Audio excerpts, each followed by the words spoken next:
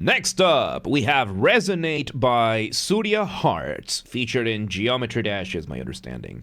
Once again, everybody, this is a Basterd's LFA, a layman-friendly analysis. I'm a professionally trained musician, a composer, and my objective here is to explain things in a way so that you don't have to be one to understand what is happening here, musically. So, if you like the sound of that, make sure you're following the channel, subscribe to the channel, whatever you need to use, like the video, share the video, comment, turn on notifications, become a member. Once again, everybody, don't forget to join the Discord server, join the Patreon, subscribe to the gaming channel, how to request songs if you're not on the live stream, members getting early access to the content. I have a spiel for this and a bunch of other things later down this video, so stick around for that. Disclaimers showing on your screen right now, so go ahead and pause the video to read them in full. Otherwise, please be patient with me. I am acoustic and guitarded, so please keep that in mind.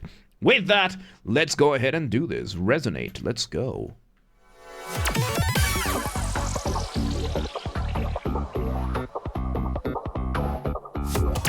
Okay, so we start with a couple of elements, really cool. We start with a very quick run from the initial synth. A run in music, basically you're just doing something really fast. In this case, it was really fast scale. When it reached the high note, we had the drums hitting. Then we moved over to the bass, giving us this really cool bass line with a keyboard playing some, I think it's either a doubling of the bass line or it's playing the chords along with the bass line to the same rhythm. And, they should upload this. Oh no, the upload is gonna take a bit, but I'll see what I can do. So we are having the bass line being doubled by a synth. Doubling is when you have more than one instrument doing the same thing at the same time. And this one is fairly interesting because usually the bass line is not going to have much of the motif, but in this case, it sounds like we are getting the motif from this motif being the smallest version of your musical idea, the seed, the essence from which everything else comes from. So yeah, with that, let's see where this goes. Adding the drums, extra synths and others. All right.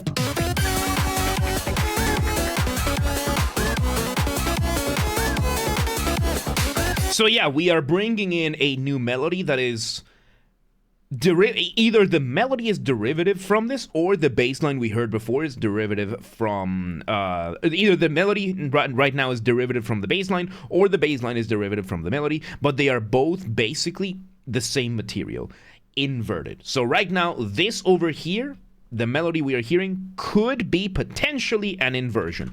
Either this is an inversion or the bass line is an inversion. Inversion in melody is when you take a melodic idea, and you flip it upside down. So for example, let's say we have this over here, and basically this would be like playing a reflection from the bottom, right? So instead of here, the inversion would be going downwards the opposite direction. So we're having something like that going on, where either the bass line was composed after, and then this motif was first, and the bass line is the inversion, and it just was introduced first, or the bass line was the original motif, and this melody over here is the inversion. There's no real way to know which one is which, unless Surya were to tell us. And sometimes these don't even happen intentionally. Sometimes it's just how the music turns out, right? So with that, let's see where this goes.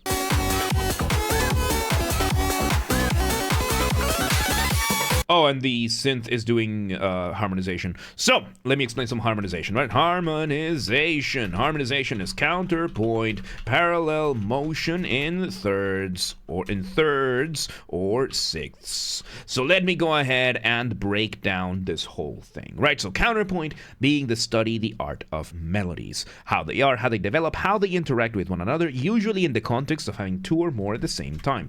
Counterpoint can be measured in many ways, one of which is motion.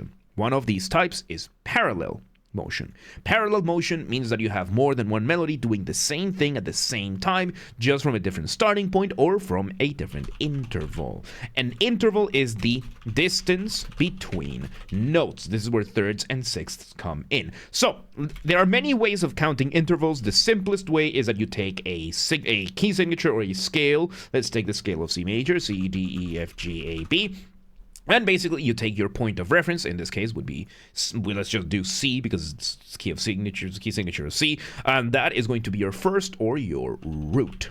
Now, you take the first and then you just count regular numbers. Up a second is D, up a third is E, up a fourth F, fifth G, sixth A, seventh B, and then C again becomes your octave. This is where the term octave comes from, a note repeated up or down throughout the range of the instrument, and you can count intervals going upwards or going downwards. So if we go from the other C over here, this C would be our root, a second down would be B, a third down would be A, fourth down G, fifth down F, sixth down E, seventh down D, and then an octave down would be C. So, we are having, and BLK, this is the last one of the day. The next round of requests is going to be tomorrow. So, we are having these going on, and as I said, counterpoint parallel motion in thirds or sixths. Doesn't matter if they're thirds up or down, sixths up or down, as long as they are parallel thirds or parallel sixths. Yeah, you can shorten this whole thing to just parallel thirds or parallel sixths. Like, this can be a shorter version of the term, right? So if we have, let's give it a very, very simple melody, right? Starting from C. Let's say we have this. So that means our third can be up or down, sixth can be up or down, and it's going to be that same melodic shape just starting from that. So a third up from C, C1, D2, E3 would be E. So the E would sound over here. Both of them at the same time. Then we can have a third down, which would be from A. So we can have this. Then we can have sixths, and this is where it starts getting fun. A third down is A sixth up is A. What time your request? Oh yeah, no, we don't know. The wheel has to pick it. So, Shan, welcome today. How you doing? The stream is back and everything on Discord. Yeah, I did. So, yes, a sixth up, which is the same as over here, and a sixth down, which is the same as here, just with the lower time. So yeah, we're having some, that is harmonization over there, and now we're having the melody being outlined that way. Let's see where this goes.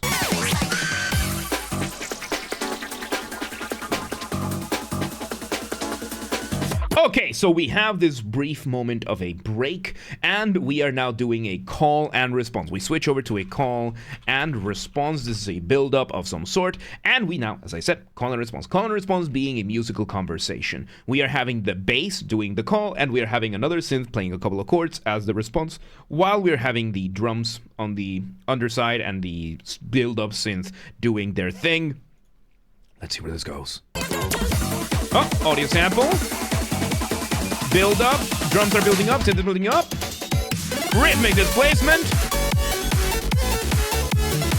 Okay, so we engage in a little bit of rhythmic displacement in electronic music. I believe this is called a hook. And we bring down this beat, and we are now having this wonderful melody playing. So rhythmic displacement.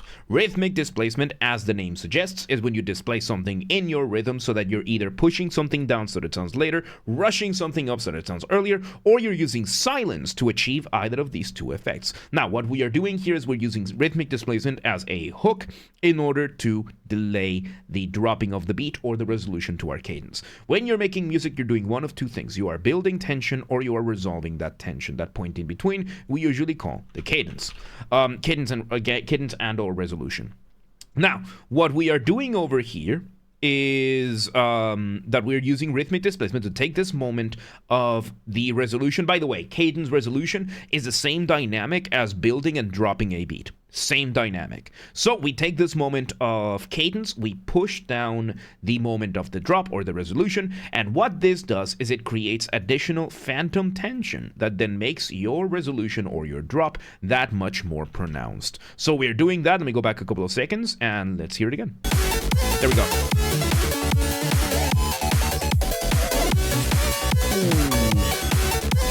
Call and response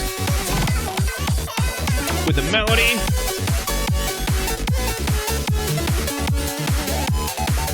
Okay, so we are bringing in this more developed version of the melody, more reminiscent to the original bass line. So the original bass line might actually be the original motif. We are bringing the harmonized version of this, and then at the very, very end of the melody, we are getting a little bit of call and response between the synth and a higher version of itself, doing a subset of call and response called canonic imitation. Canonic imitation is when the call and the response are the same thing. In this case, we were getting the ba-ba-bum, ba-da-bum, same thing, just from a different instrument in this case, right? It's just two layers of the same instrument, but we're getting that higher bit, which sounds like a separate line, right? Like it sounds like a separate instrument. Bringing us this very, very cool thing. The drums, the bass, very, very on point with this very steady beat, very lovely sound design. Let's see where this goes. Building up and a little bit of displacement there. And off the ramp we go. Off the ramp being a colloquial term that I use. Colloquial, by that I mean there's no official academic definition for this, or at least I'm choosing not to use it for the sake of simplicity. And off the ramp is what I like to call a particular type of transition, makes the listeners feel suspended up in the air at the mercy of inertia, waiting to see where you land. Kind of like going off a ramp. How do you do this? Remove the drums, maybe the bass as well. In this case, we remove the bass and the bass drum. We are keeping the rest of the drums, and we are having some arpeggiation in the synths over here. So an arpeggio or arpeggiation is when you play a chord one note at a time. For example, here's C major, here is arpeggiated. And of course you can do a lot more variations on these kinds of variations, but it's just this is a very basic way of doing it, right? So let's see where this goes.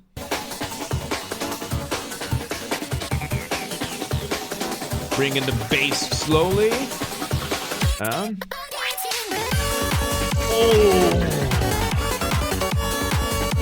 Oh my god, that was awesome. Okay, so we break the, we use a little bit of rhythmic displacement. Again, we use a little bit of a hook, and we bring in this, I love the harmonized melody, dude. I love the harmonized melody, giving us a variation of the motif. Let me go back a couple of seconds. Let's hear the motif play through. Let me go. Here we go.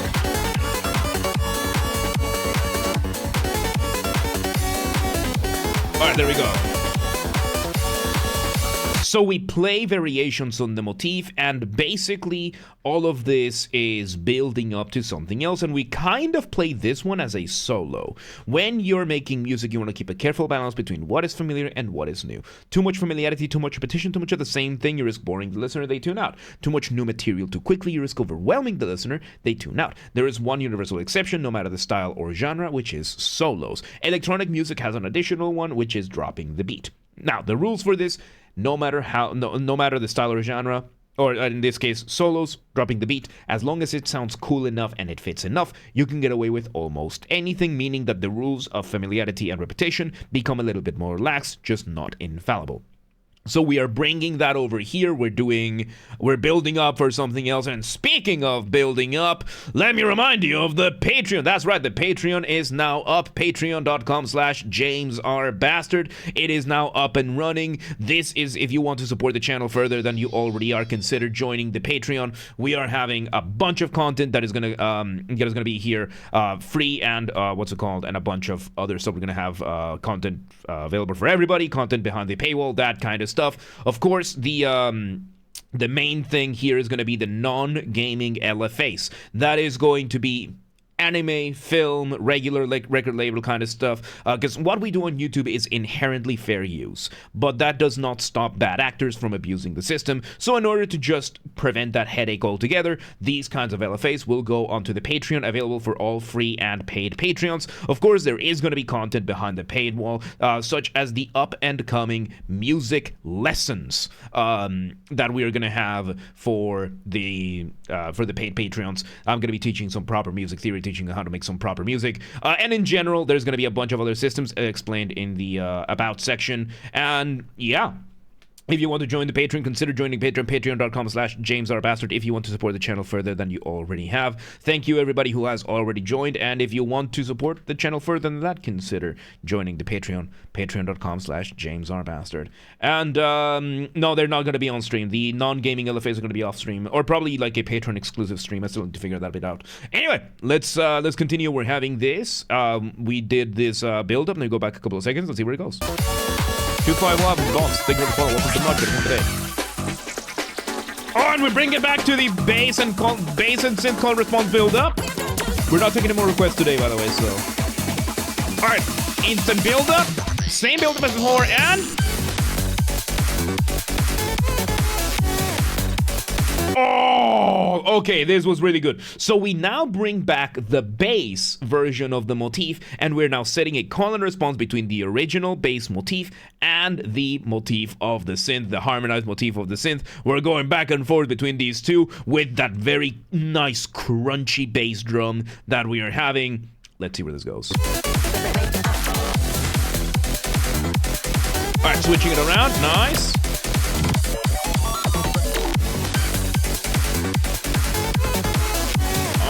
Oh god, this is so good. Developing that further. We move it to a different chord.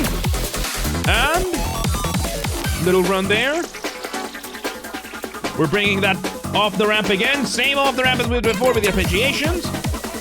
Alright, building up further. That interruption with the sound sample. And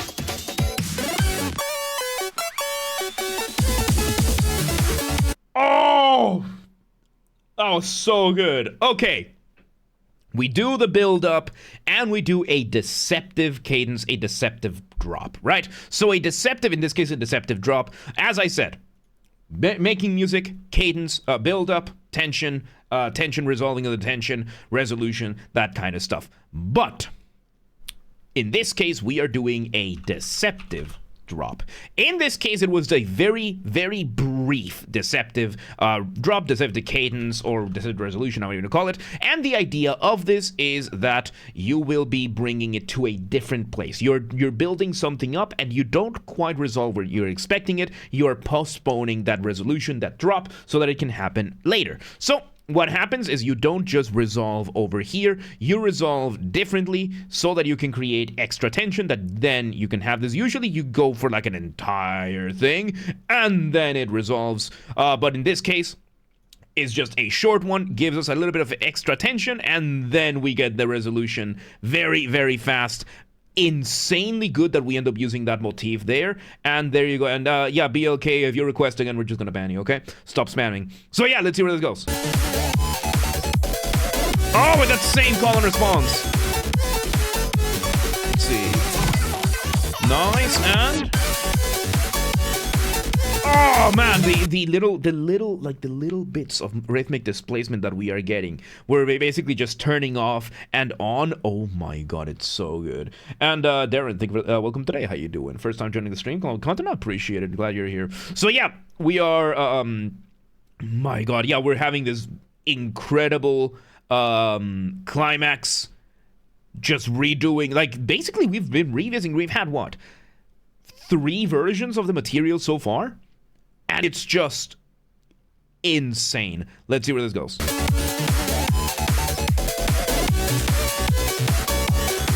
Nice. One last build up, and ooh, we bring it down back. Thank you for the 5 bits, Aaron. Oh my god, okay, so we bring in, we tease one more build up, and we end it with one last quick hit, similar to what it was at the end, and at the very, very beginning. And there you have it. That was Resonate by Surya Hearts, featured in Geometry Dash. What a journey that was. That was awesome. Once again, everybody, this has been a Basterd's LFA, a layman-friendly analysis. I'm a professionally trained musician, a composer, and my objective here has been to explain things in a way so that you don't have to be one to understand what's happened here musically. So, if you're watching this on the YouTube video archive thing, thank you for watching. Make sure you're following the channel, subscribe to the channel, whatever button you use. Like the video, share the video, comment, turn on notifications, become a member. Once again, everybody, don't forget to join the Discord server. That's where everything gets announced first. Whether it is the streams going live, the videos going up the channels, updates, projects, giveaways, everything gets announced there first. Of course, we have the community there. We hang out, we chat, we steal memes from other people's servers, claim them as our own, and where I host the Vintage Story community server. It used to be a Minecraft mod. Now it's its own standalone game. It's cheaper than Minecraft. I'm not sponsored by them or anything. I just really like the game to the point that I built a PC to host the server for the community, which is available to join via our Discord community server. So join the Discord today, linked in the description. Become a member of our Discord community. Also share these videos with everybody that you know. Use the hype function on YouTube. We have a group on the Discord that coordinates for that, so another reason to join, linked in the description. Help the channel grow. Members get early access to the content. I schedule the videos for the week on Saturdays, and if you're a paid member on YouTube, regardless of your tier, you get access to the videos when I schedule them, at least for the LFAs. So become a member today.